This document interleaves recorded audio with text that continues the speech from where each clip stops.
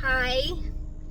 So I just got out of my first RCIA OCIA class so that I can become an official member of the Catholic Church and on Easter next year. I am very excited. Um, I live in a very small town, and the priest, he moves between three towns, kind of like ancient, like Little House on the Prairie type times, where the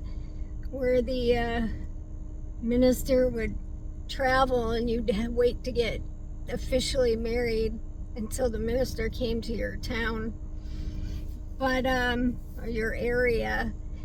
Anyway, very small group, very small. I did speak.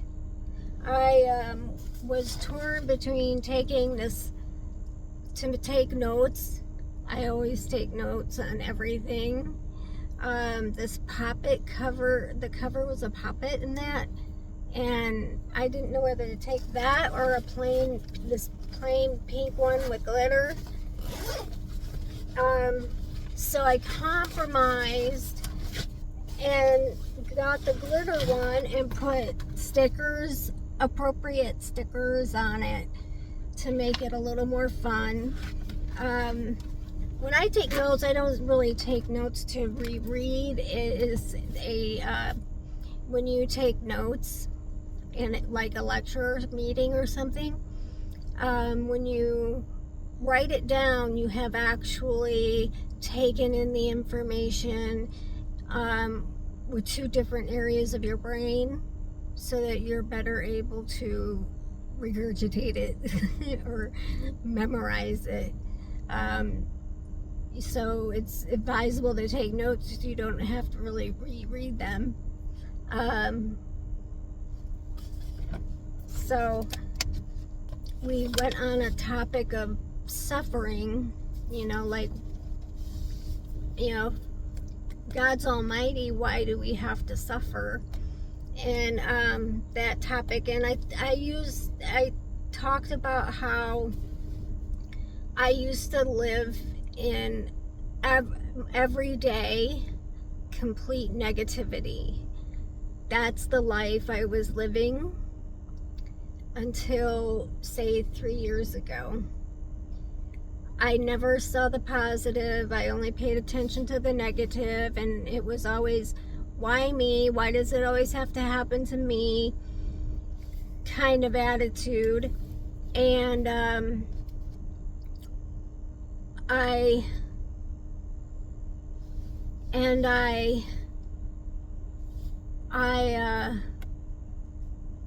since I have gone from telling everyone I'm agnostic just to avoid religious confrontation, to saying I am Christian and I am actively Christian. Since that time, I see suffering in myself and others in a whole different light. For me, say, I understand that my suffering could actually bring about positivity for other people and help other people. And I use the example of my brother who died from alcoholism in his early 40s.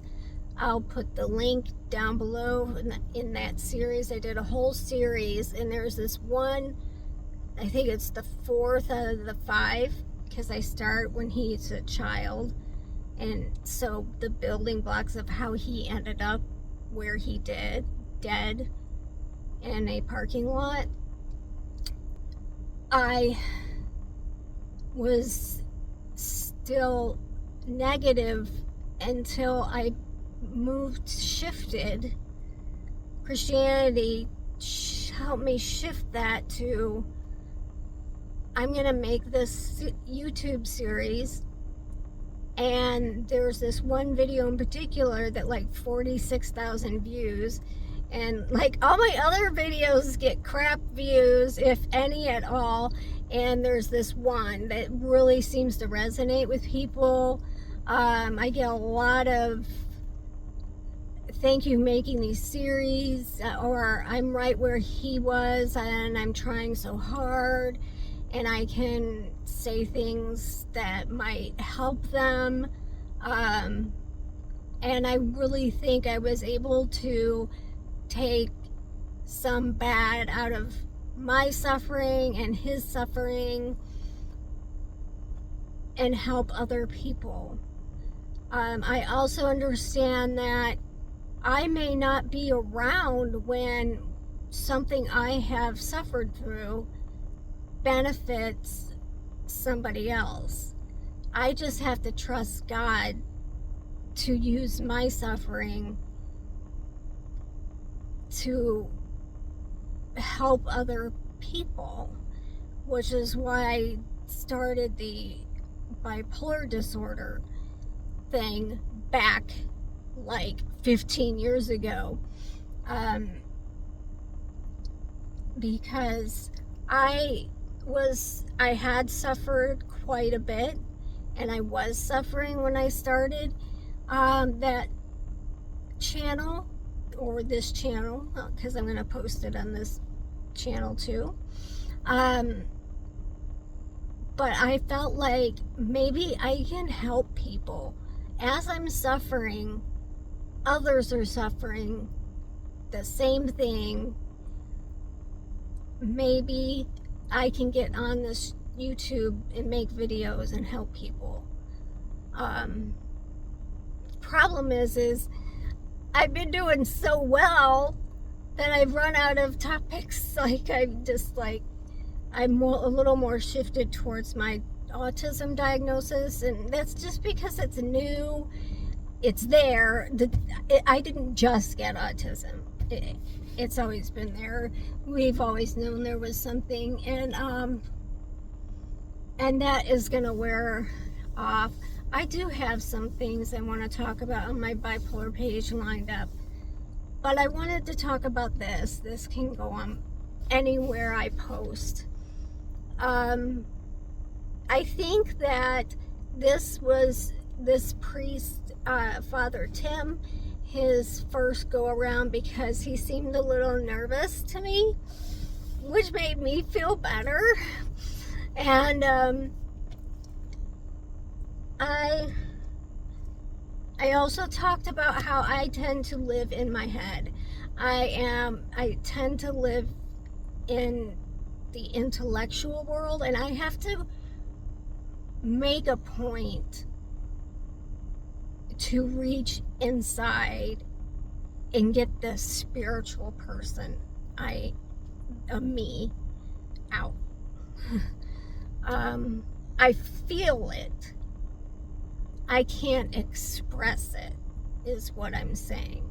I can express intellectually, and that is part of my autism. I can talk facts and history and trivia, and then you ask me how I'm feeling, either emotionally or spiritually. I don't have words for that.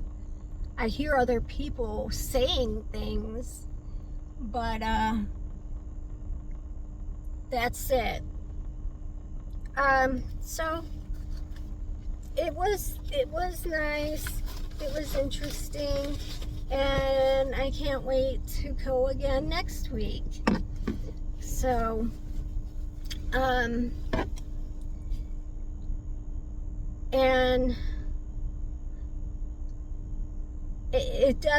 I am gonna have to take a little bit of time when I get home to get the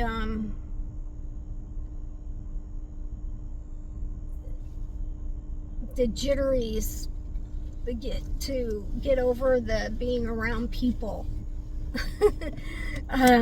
And get around it. So that is that. I don't think I made eye contact with anybody or anything the whole time. Bye. I'm back. I thought I would tell you what my stickers say on the notebook I chose to take to my RCIA OCIA class. The first one is Luke 11:9, and I tell you, ask and you will receive, seek and you will find. This is the one of the autism awareness symbols, the puzzle piece, which I personally like, minus an organization that got a little negative, but I'm good with it. And it says, take one step at a time. And I have Mary with the rosary. And I have a sticker that says Matthew 6:34, which is my favorite. I knew this before I even got into my world of Christianity and my path, I guess you would say. Do not worry about tomorrow. Tomorrow will take care of itself. And Peter, 1 Peter 5:7. Cast all your worries upon him because he cares for you. And it's got some crosses hanging there. And then this one is, do not fear, for I have redeemed you. Isaiah 43:1. And then this one, this cool looking one, the Lord is my helper. Hebrews 13:6. I believe this is Saint Francis of Assisi with the cat holding a cat. And then the last one is just motivational. No one is perfect. That's why pencils have erasers. So, what does bother me is I was nervous and kind of trying to take notes on the fly, and so my handwriting is messy. And as a perfectionist, that kind of drives me crazy. But anyway, that's that.